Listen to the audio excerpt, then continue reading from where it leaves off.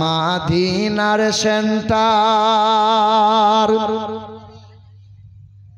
গৌস খাজা ইমাম আহমদ রেজা, গৌস খাজা ইমাম আহমদ রেজা, ওই দরবারের কমান্ডার ধরবে মাদিনার সেন্টার। নেটওয়ার্ক বিজি কবু হয় না জি, নেটওয়ার্ক বিজি কবু হয় না জি, এমনই একটা ওয়ার ধরবে মাদিনার সেন্টার। জনে বলো সুবহানাল্লাহ। এই আজমিরা এ শোন, তুই প্রতিটা মহিলার কাছে যা তো বোন আমার, শোন এই শোন না, সবার কাছে 30 জনের কাছে নিবি। কজনের কাছে? কোরআন শরীফে পারা কয়টা? 30টা। 31 যেন না হয় বোন আমার।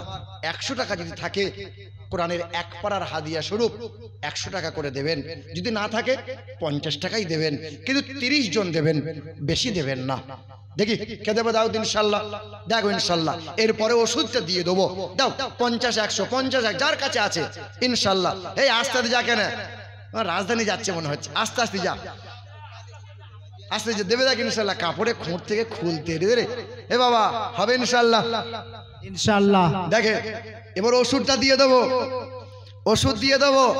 যাদের বাচ্চা হয় না, বাচ্চা যাদের হয় না ইনশাল্লাহ হবেই হবে। 3 মাস এই আমল করতে হবে, 3 মাস বাচ্চা হবে।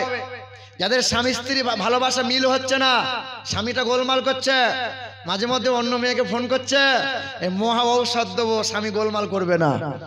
শুধু মৌলবীরা মেয়েদের ওয়াজ করে, মেয়েরা স্বামীকে মানে না, মেয়েরা স্বামী, পুরুষরা ভালো, সব তো গোলমাল করছে।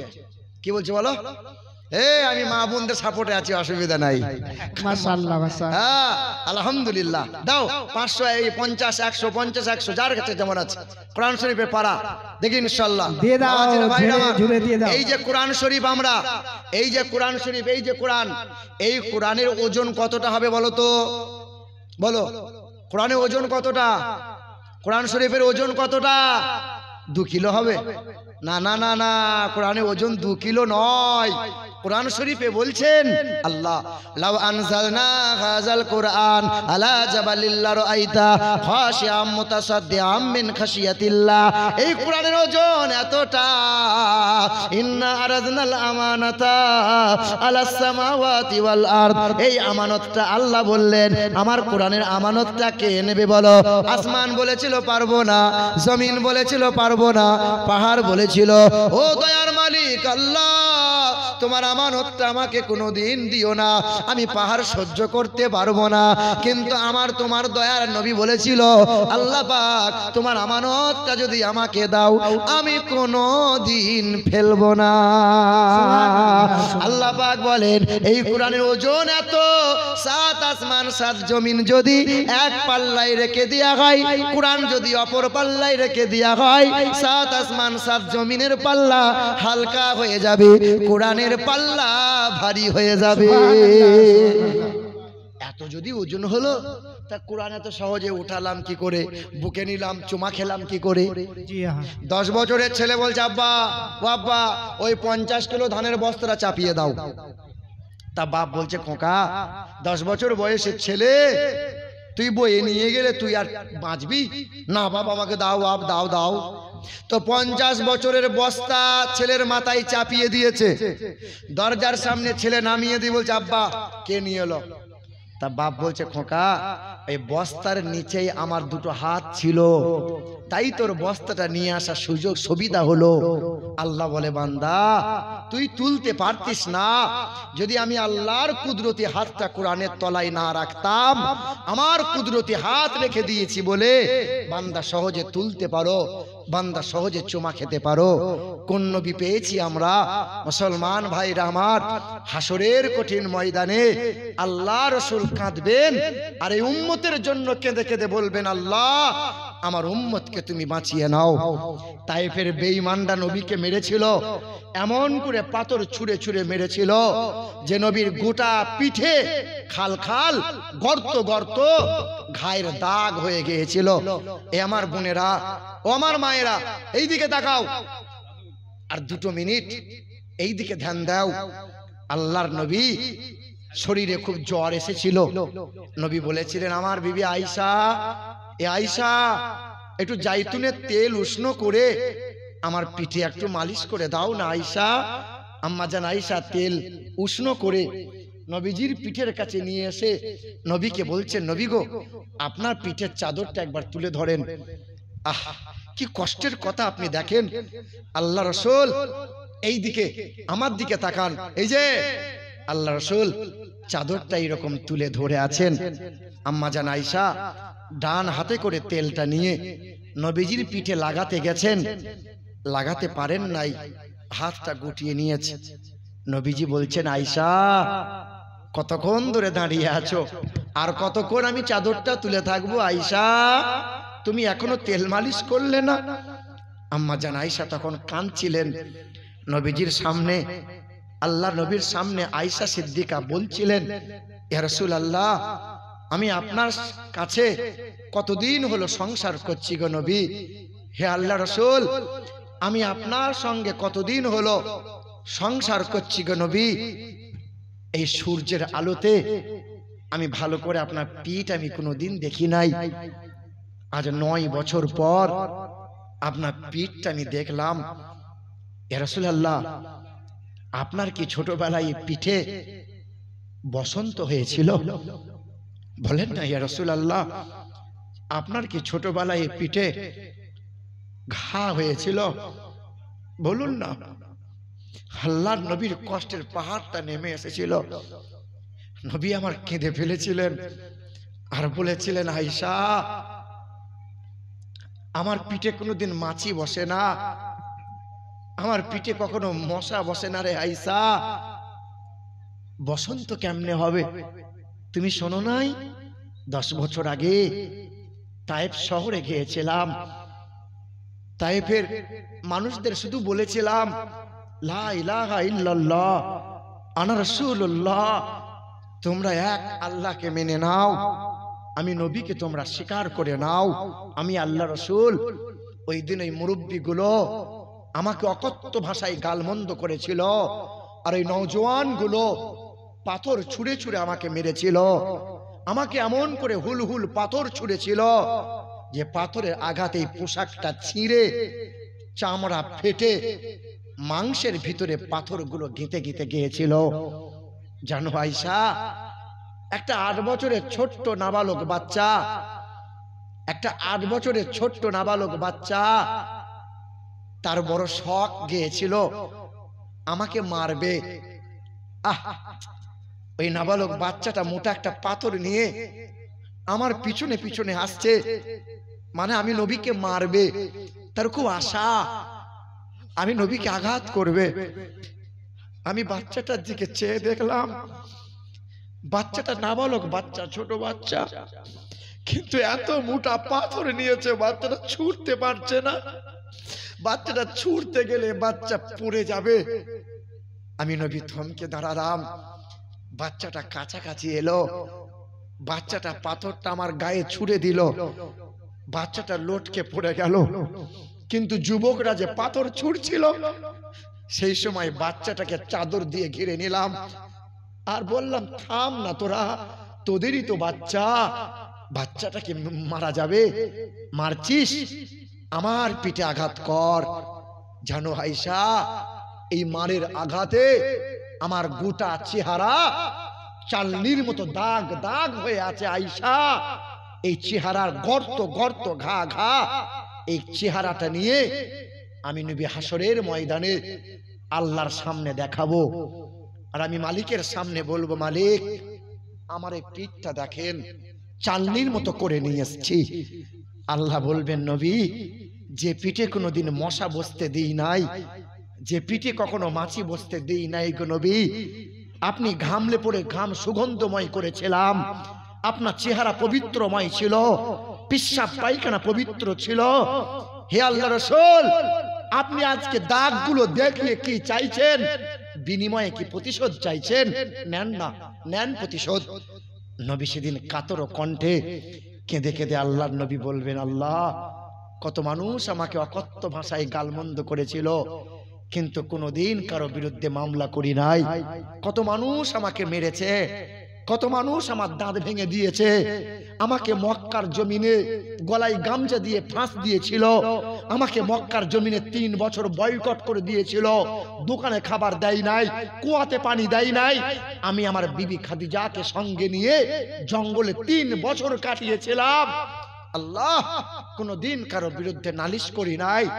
আমার একটাই চাওয়া, আমার এই উম্মতি বড় দুর্বল, আমার উম্মত গুলোকে জাহান্নামে দিও না আল্লাহ, আমার উম্মত গুলোকে জাহান্নামে দিও না।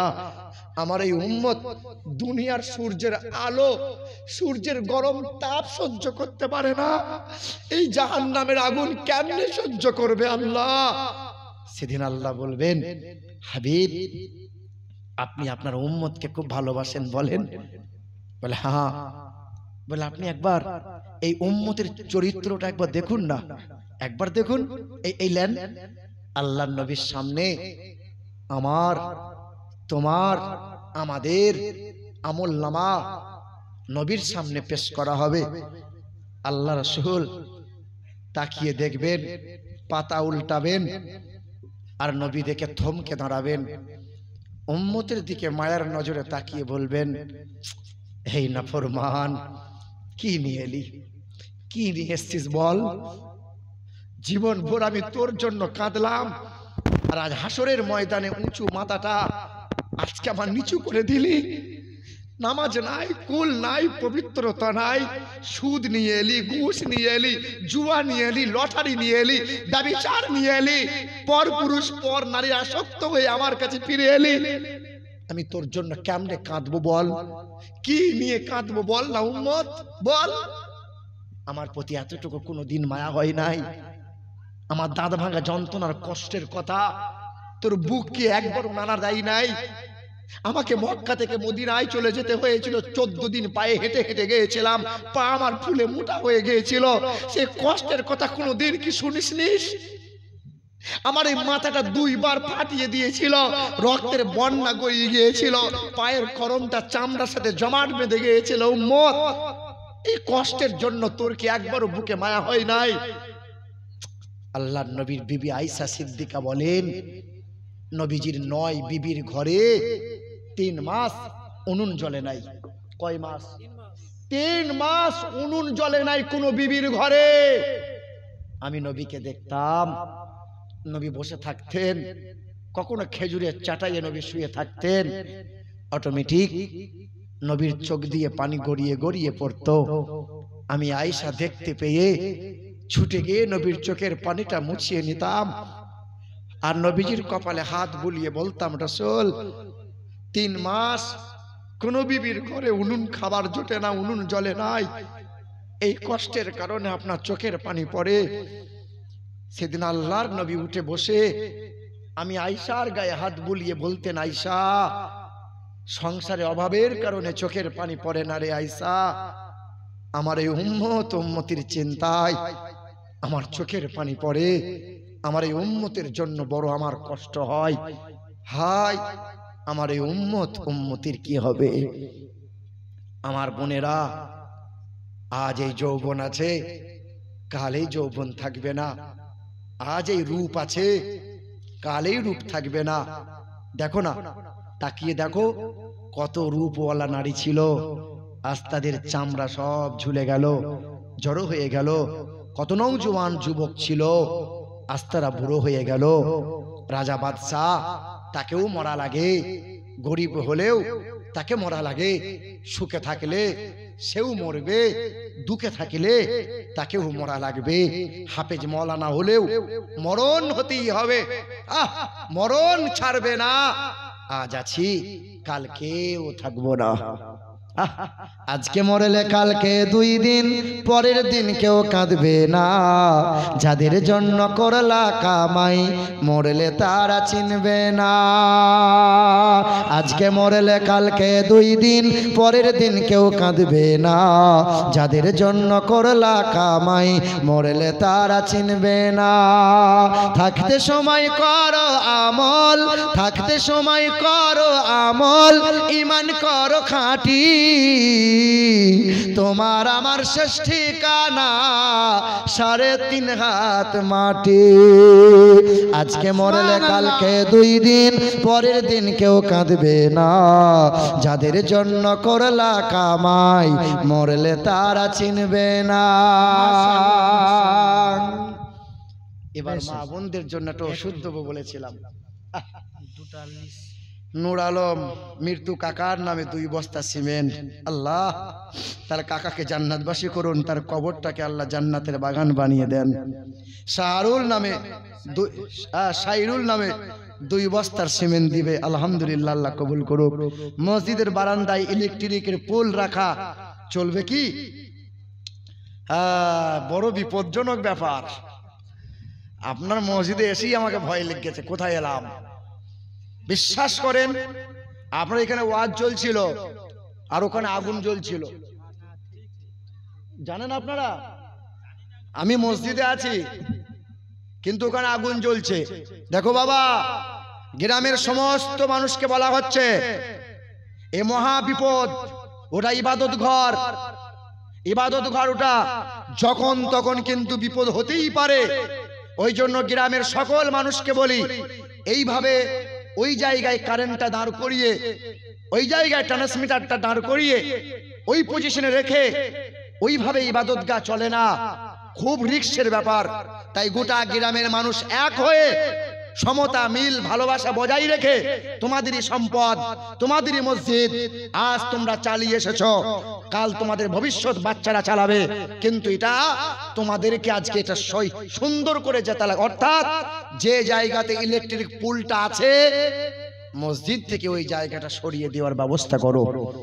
এটা সত্যিই খুব বিপজ্জনক। কাল আমার বাচ্চা, তোমার বাচ্চা যখন খেলাধুলা করতে করতে হঠাৎ কোনো রকম কোনো কিছু হয়ে যাবে, বর্ষাকালে কোনো রকম যদি ফল্ট হয়ে যায়, কোনো রকম যদি কারেন্ট হয়ে যায়, না জানি কত বিপদ হতে পারে। ওখানে 24 ঘন্টা মানুষের আনাগোনা, ওসব জিনিস থাকবে নিরিবিলি নির্জন জায়গায়।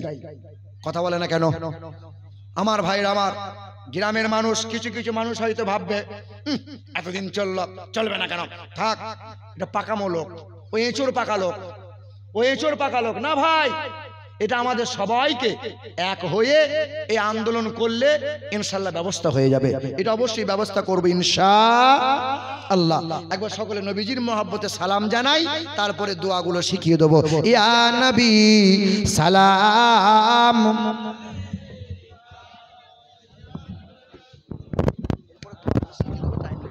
মালাইকা ইয়া হাবিব সালাম আলাইকা। একটু আগে এসো তোমরা মায়েরা। ইয়া হাবিব সালাম আলাইকা, সালাওয়াতুল্লাহ আলাইকা। নবী গো আপনার শরণ